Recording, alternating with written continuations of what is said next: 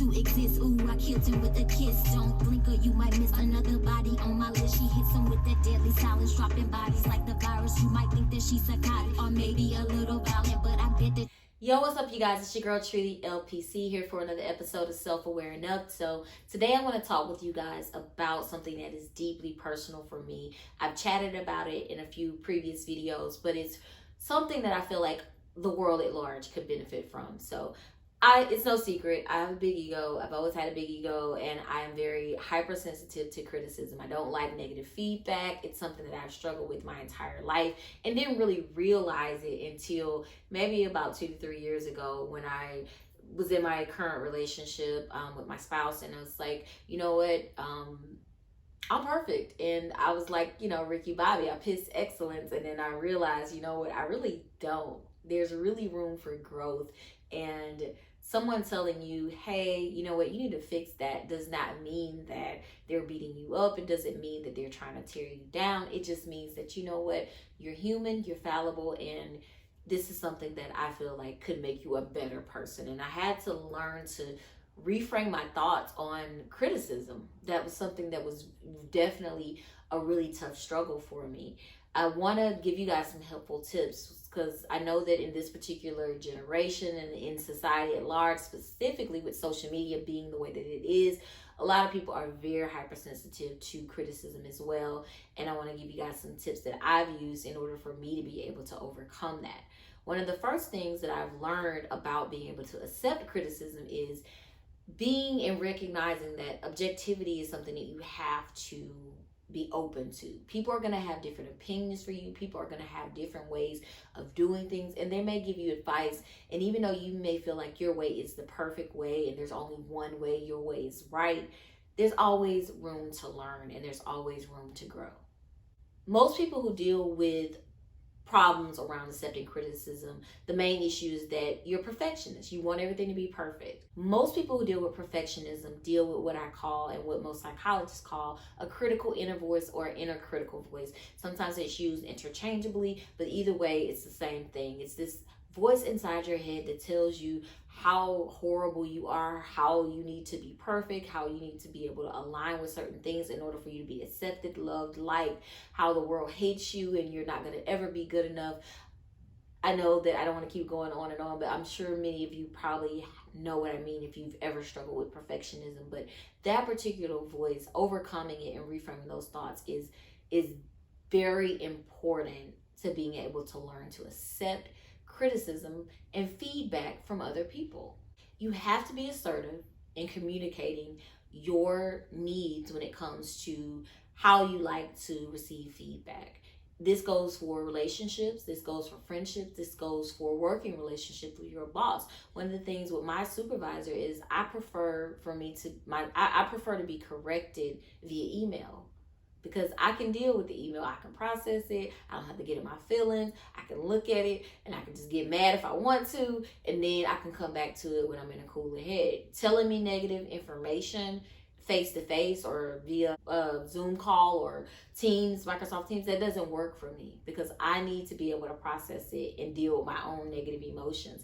And that's what I encourage most people to do is when you receive that negative feedback, take a step back, really be objective about it. Listen to what's being said, take your feelings out of the equation and really focus on, you know what, maybe I could do this better if I did it this way. Maybe I do need to attend to this in a different way. You also have to be proactive. If you notice that, you know what, I made a mistake, my bad, you need to be able to take accountability for that. Take that to your supervisor, take that to your partner, take that to your mom or your dad and say, you know what, I messed up. Here's what I'm going to do to correct it. Versus becoming defensive and saying, you know what, it's their fault. They're wrong. It's not me. Because we have to take accountability. I mean, accountability is really, really important.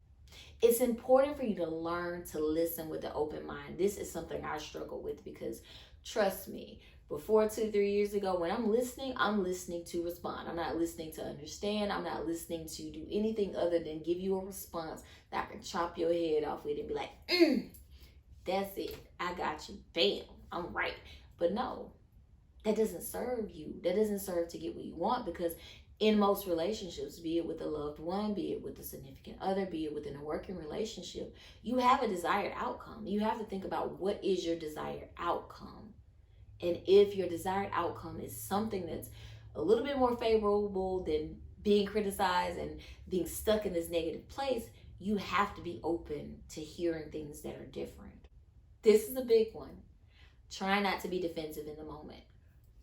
I've been better with this lately, and this is something I'm still working on, because I am a work in progress. My therapist and I have been working on this defensive thing for a really, really long time, and I think I'm almost there, but not quite, because that wall go up, it's over. It's like, ain't no conversation. There's nothing you can say to me when I start to get in my feelings. And I have to take a step back and recognize that. And I encourage you guys, like, if you feel that wall going up, if you start to feel your chest starting to beat faster, you start to feel your palms getting sweaty or clammy, you know, for me, it's always like, ooh, that heat in the middle of my chest. Like, all right, I see you.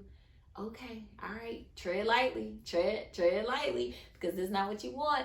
But I've had to learn to let that guard down in order to be able to be more receptive to feedback, and in order to be able to change how I interact. And it's absolutely changed my life, interacting with people in this new way, where I'm able to receive information that does not feel good to my flesh, but is best for me in the long run. You have to also be able to forgive yourself. Forgive yourself for not being perfect.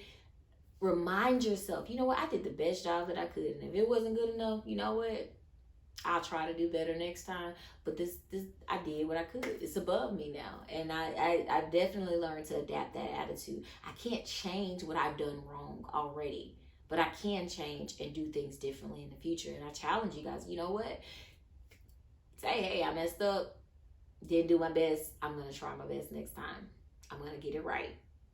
And you have to be able to forgive yourself, but you also have to be able to show compassion to yourself, because you are human, you are fallible, you are going to make mistakes. And making a mistake and being a mistake is two completely different things. And I find that a lot of people who deal with not being able to deal with criticism are people who grew up being criticized a lot, or people who grew up seeking approval and validation. And there are so many people in society right now who seek validation from external sources. Like, I grew up before social media was a thing, and I am grateful that I grew up before social media was a thing, because people really model their lives around social media. This thing is a trip. People really and truly look at the mainstream media, and they feel like that is their God. Like, oh my God, I'm not good enough because this is what's going on in the mainstream media.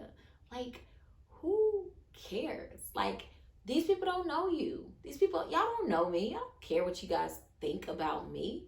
Why? Because you don't know me. But there's so many people who live their lives trying to seek approval and validation. And when they get criticism, oh boy, it's over. It's over. So I hope that you guys found some of these tips helpful in order for you guys to be able to change the way that you accept criticism, especially in a world that seeks to tear down more than build up, unfortunately. And that's not even what we're here for. We're actually here to talk about how you can overcome your inner saboteur. I love that word, saboteur, because it makes me feel like, you know what? It's something in me that I can control, and I don't have to allow it to control me. Learning to control your inner saboteur and not allowing that defensive, negative behavior to keep you from being able to live your best, happiest, and healthiest life. Like, comment, subscribe, guys. I really want to know what you guys think about this video. I don't care if you like it, because y'all don't know me, but no, for real though, I really want to be able to hear from you guys to really get a grasp on what you guys think in terms of how you guys can move forward with dealing with your perfectionism complex, and how you can release those defensive behaviors and allow yourself to live in the moment and change the way that you think. Take care, guys. You might think that she's psychotic or maybe a little violent, but I bet that you won't try me if you ever dare to cross me. I don't play, she don't play. OMG, I think she's lost it. I found it, and I promise you ain't seen the last of me. We make it feel just history, like a plague of misery.